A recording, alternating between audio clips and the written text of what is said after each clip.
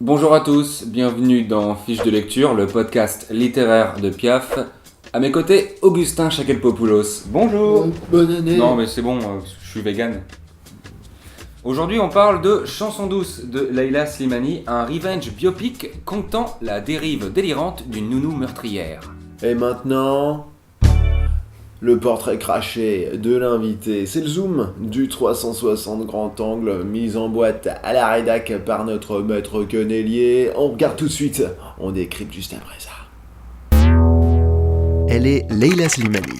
Née à Kiabi, cette passionnée de balade dans une France propre en est à son deuxième coup d'essai.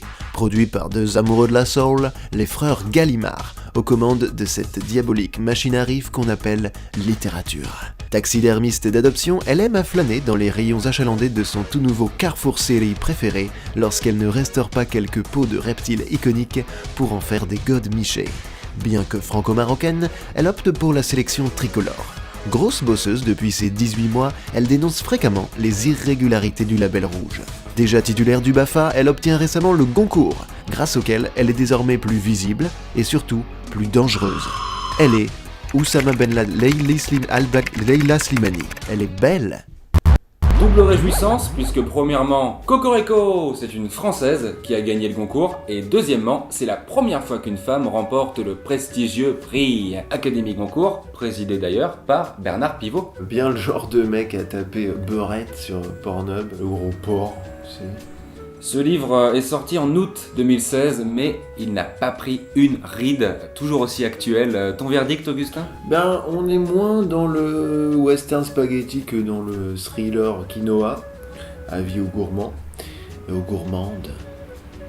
Mais voilà, cool pour elle, hein, bien. Et puis globalement, bravo, super année pour les Arabes. Slimani Goncourt, Yasmina Reza Renaudot, attentat de Nice aussi. Et ouais, après Nice, Berlin, il est grand temps d'équiper les voitures de police de carapace rouge. Les Allemands, c'est des nazis. Et pour en revenir au livre, page 192, il y a un passage. Louise sursaute. Wow. Madone. Ouais, on sent bien que le papier est à base de fibres certifiées, mais c'est quand même niveau CM2, quoi. Une simple rédac, bête et méchante, d'une élève de CM2 aurait fait tout aussi bien, sauf qu'au moins elle serait baisable. Entièrement d'accord.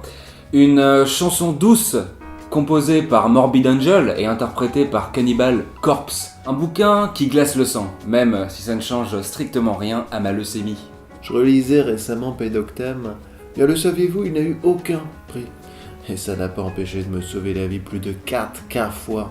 Alors vos prix, nos cours et autres gombelles, eh bien insignifiants, donc politiques. Bob Dylan, il lui manque juste une fatwa et il aura eu tous les honneurs. Slimani, c'est pas Rimbaud. Hein. Rimbaud, lui, il te mettait 3 points, virgule de suspension à l'envers en mode datif, exclamatonix, nanani nanana, de trucs de malade mental, sérieux les gens. J'écoute l'audiobook pour faire mon running, je mets donc logiquement la note de 10 km sur 20 à chanson douce, ou plutôt chanson douche, vu comment elle aime la pisse. À la rigueur, le seul reproche que je pourrais lui faire, c'est que tout est nul. Ah, ça, y a pas que les frères Kouachi qui ont perdu leur âme dans une imprimerie. Tiens, ça me fait penser, Gus, t'as eu du courrier, je crois. Ah, peut-être Canal.